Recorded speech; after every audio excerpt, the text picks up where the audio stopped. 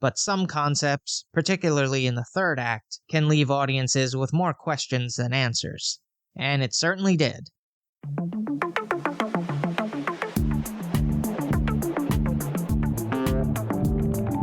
Just what you've been waiting for.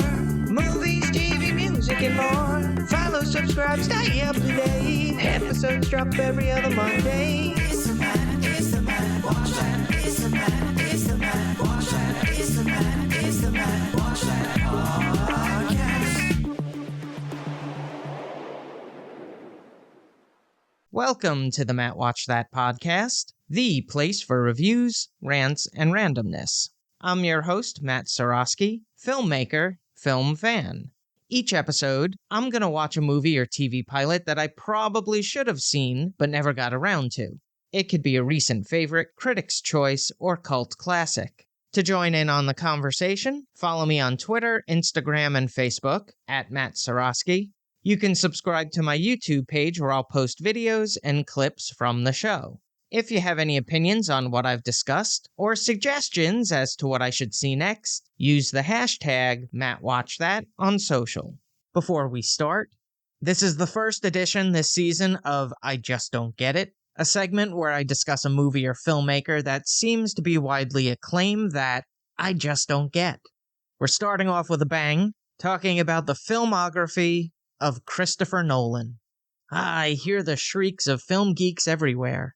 Yes, he's widely regarded as one of the most influential and innovative filmmakers of the 21st century, known for his cerebral narratives, intricate plots, and a deep exploration of themes such as time, identity, and reality. And that, my friends, is precisely why I just don't get it. When I go to the movies, I want to put my brain on the seat next to me and be entertained for an hour and 40 minutes. I don't ask for much. But an important factor for whether I enjoy a movie is rewatchability. Would I watch it again? And outside of 2 or 3, I don't find Christopher Nolan films falling into that category. It doesn't mean I don't enjoy watching his movies. I just have to be in a certain mood. And I have to carve out about 3 hours of my life. Nolan's breakthrough came with Memento in 2000, a psychological thriller that used a nonlinear narrative to play with time and memory. It tells the story of Leonard Shelby, a man suffering from short-term memory loss, who's on a quest to solve the mystery of his wife's murder. I really enjoyed the concept. My favorite scene is when Joe Pantoliano's character is waiting for Guy Pearce to forget and his mind reset. It's one of the most brilliant and subtle acting performances, and I haven't seen the movie in over 2 decades, and that has stuck with me. In 2005, Nolan was entrusted with rebooting the Batman franchise. With Batman Begins, it not only revitalized the iconic superhero, but also solidified Nolan's ability to blend spectacle with thematic depth. But I found it a bit boring. I was weary of the second film in the trilogy, The Dark Knight, but my fears subsided after the opening sequence. Absolute brilliance. It took the franchise in an even darker, morally ambiguous direction. The film explored themes of chaos, anarchy, and the fine line between heroism and villainy, raising the stakes for the characters and the world they inhabited. It became a cultural phenomenon, grossing over $1 billion, and earning a posthumous Best Supporting Actor win for Heath Ledger. The trilogy concluded with The Dark Knight Rises. It's watchable, but not my favorite. Nolan ventured into original storytelling with Inception, a mind-bending heist film set within the realm of dreams. This one was overhyped by my friends, but I want to give it another chance. Nolan's 2017 World War II film Dunkirk marked a departure from his usual complex narratives, thankfully, focusing instead on an intense real-time portrayal of the Dunkirk evacuation. The film intertwines 3 different time perspectives, the land, sea, and air, creating a tense, immersive experience. As someone who's not a fan of war films, I did find myself enjoying this one, though I've only seen it once. Tenet was a high-concept spy thriller that explored the manipulation of time. I honestly couldn't get through this one. But from what I've watched, it was beautifully shot. You can never take that away from him. His films are gorgeous, a work of art, but boring as hell. Christopher Nolan's impact on modern cinema is undeniable. He has helped redefine the blockbuster film, proving that intellectually ambiguous narratives can coexist with commercial success. His commitment to original storytelling, combined with his technical expertise and dedication to cinematic spectacle, has made him one of the most important filmmakers of his generation. I get it, but I just don't get it. On to the main attraction. Each review will end with a ranking out of 5 stars. 1 star is skip it, 2 stars watch at your own risk, 3 stars standard fare, 4 stars worth checking out, and 5 stars must see. Now, if I give a title 5 stars, it doesn't mean I'm comparing it to Casablanca, Jaws, or Seinfeld. I rank titles based on other movies or TV series in that genre and at that time period. On this episode of the podcast, I'll be reviewing Interstellar from 2014.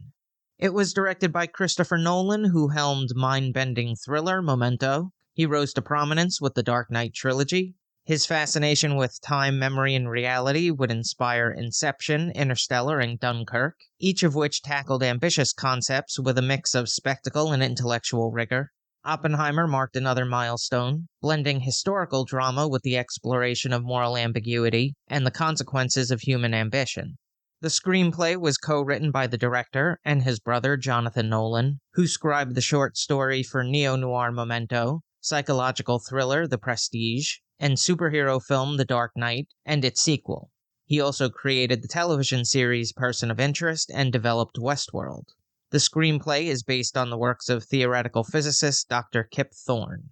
It stars Matthew McConaughey, who plays Cooper, a former NASA pilot turned farmer who embarks on a perilous mission to save humanity. Jessica Chastain as Murphy, Cooper's daughter, who plays a pivotal role in the story's emotional and intellectual heart, with Mackenzie Foy and Ellen Burstyn portraying the younger and older versions of the character, respectively. Casey Affleck and Timothée Chalamet as Tom, Cooper's son, who struggles with the challenges of growing up in a dying world.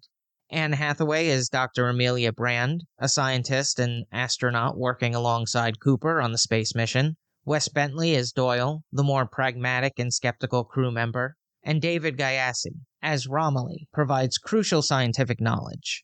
Michael Caine as Professor Brand, the visionary behind the mission to find a new habitable planet for humanity. The robotic characters of Tars and Case, voiced by Bill Irwin and Josh Stewart, provide both comic relief and valuable assistance throughout the journey. This is something to look out for. The books displayed on the shelves include the ones that Nolan read for research into black holes and singularity. So let's jump into it. Set in a near-future Earth, ravaged by environmental collapse, humanity faces extinction due to crop failures and dust storms. As conditions worsen, a group of scientists and astronauts embark on a desperate mission to find a new habitable planet for humanity. The story follows Joseph Cooper, a former NASA pilot turned farmer, who is recruited to lead a mission through a wormhole near Saturn. The wormhole is believed to be a gateway to distant galaxies, where potentially livable planets exist. Cooper is joined by Dr. Brand, physicist Professor Romilly, and geologist Doyle, as well as a robot named Tars. Their mission is to explore 3 planets identified by previous astronauts who entered the wormhole years earlier. As they travel through space, the crew faces increasingly perilous challenges, including time dilation caused by the proximity to the black hole. The effects of time become a central theme, as an hour spent on one of the planets translates to years passing on Earth. Meanwhile, Cooper's young daughter, Murphy, struggles to understand her father's disappearance, growing up to become a brilliant scientist working on a way to save humanity. Here's a quote without context. "We used to look up at the sky and wonder at our place in the stars. Now we just look down and worry about our place in the dirt." Interstellar is an ambitious and visually breathtaking exploration of the cosmos, humanity's survival instincts, and the emotional ties that bind us across space and time. From its sweeping visuals to its complex narrative, Interstellar offers a cinematic experience that is as intellectually stimulating as it is emotionally resonant, though its dense science and philosophical questions may challenge some viewers, including yours truly. Nolan masterfully blends high-concept scientific ideas with a deep emotional story about the connection between Cooper and his young daughter, Murphy. Nolan's screenplay does its best to make complex ideas accessible, especially in its depiction of black holes, relativity, and higher dimensions, but some concepts, particularly in the third act, can leave audiences with more questions than answers. And it certainly did, including why was this so damn long? The performances of Interstellar are consistently strong, with Matthew McConaughey delivering a standout performance as Cooper. His portrayal of a man torn between the love for his family and his duty to the survival of humanity is powerful and deeply affecting. His quiet intensity and emotional range drive the film's most poignant moments, especially in scenes where he communicates with his daughter across vast distances of time. Anne Hathaway as Dr. Brand also offers a compelling performance, playing the scientist caught between scientific logic and emotional instinct. Jessica Chastain as the adult Murphy brings a sense of urgency and intelligence to her role, grounding the film's more speculative aspects with a deep emotional connection to her father. Visually, Interstellar is a triumph, a feast for the eyes, with sweeping shots of vast space landscapes, alien worlds, and the awe-inspiring imagery of black holes and wormholes. The scenes involving the massive water planet and the icy planets are particularly striking, showcasing Nolan's ability to blend practical effects and CGI in seamless ways. Hans Zimmer's haunting score complements the film's emotional and visual grandeur, using a blend of organ music and sweeping orchestral arrangements that intensify the sense of wonder and heartbreak. On the downside, it is way too long, it drags in many places, and does get caught up in the details. But other than that, Interstellar is a cinematic achievement that blends cutting-edge science, emotional depth, and stunning visuals to create an epic that will resonate with audiences long after the credits roll. Now for a little trivial trivia.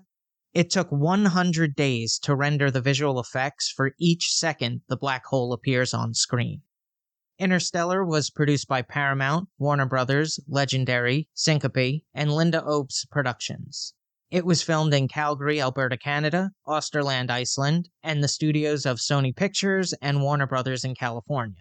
The cinematography was captured by Hoyt van Hoytema, whose filmography includes vampire horror, Let the Right One In, sports drama, The Fighter, Bond flick, Spectre, and sci-fi western, Nope.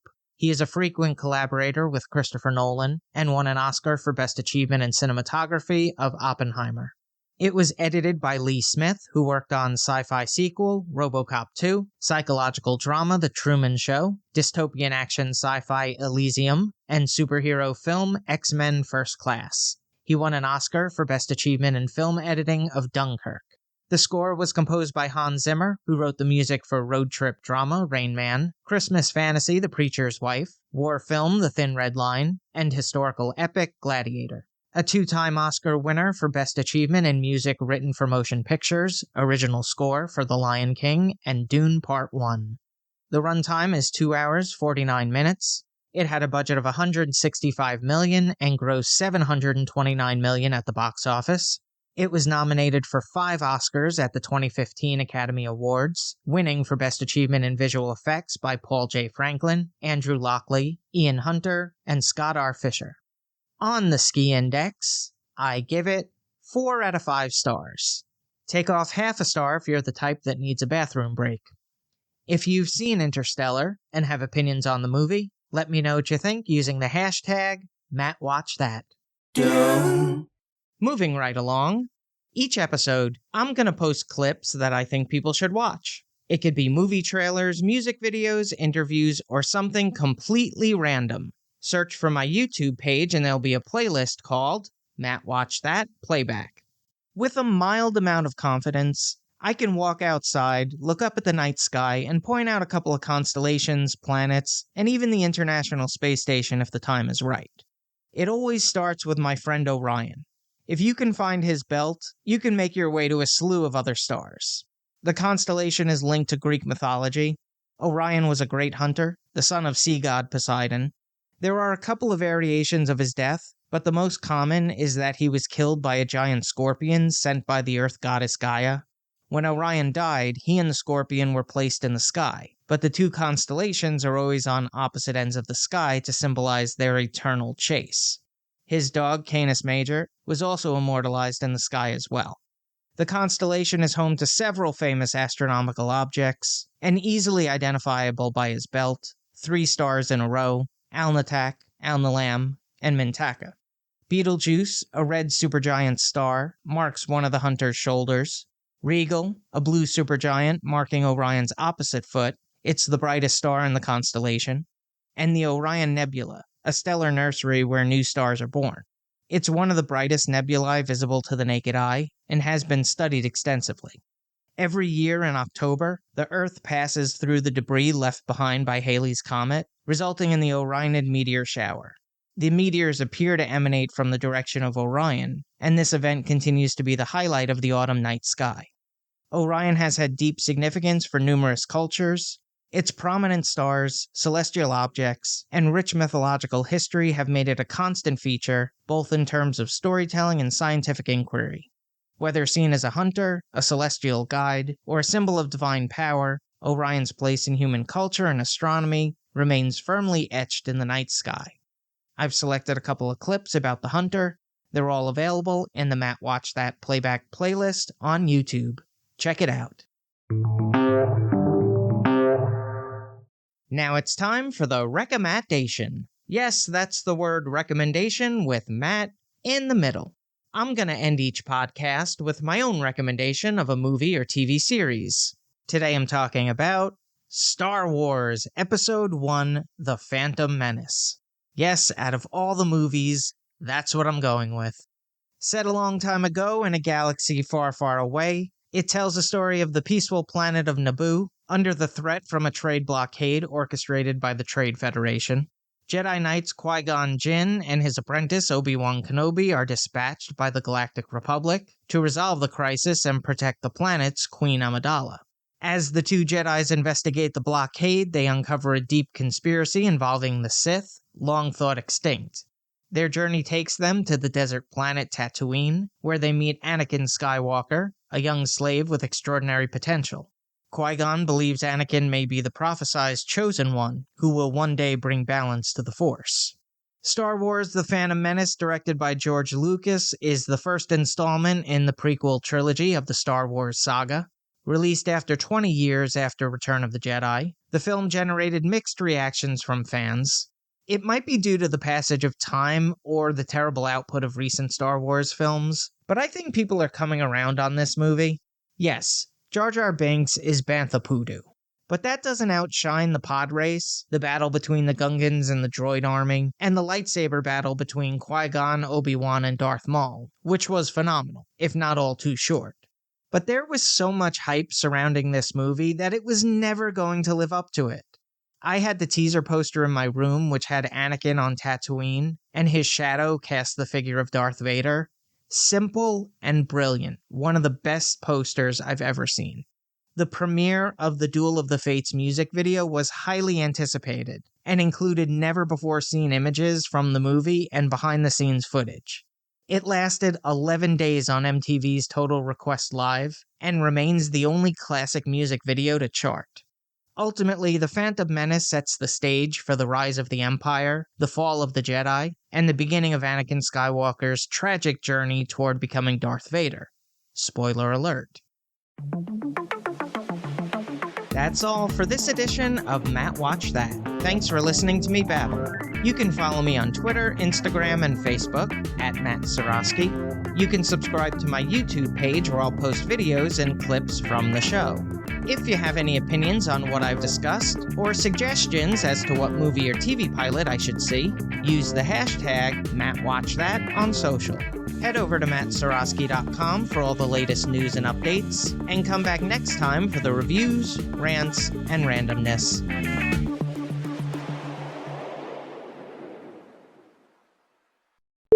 Its prominent stars, celestial objects, and rich mythological... Gotta say that again. The runtime is 2 hours, 5 minutes. I wish. As the two Jedis investigate the blockade, they uncover a deep conspiracy involving the Sith, long thought extinct. Long thought extinct. What did I just say?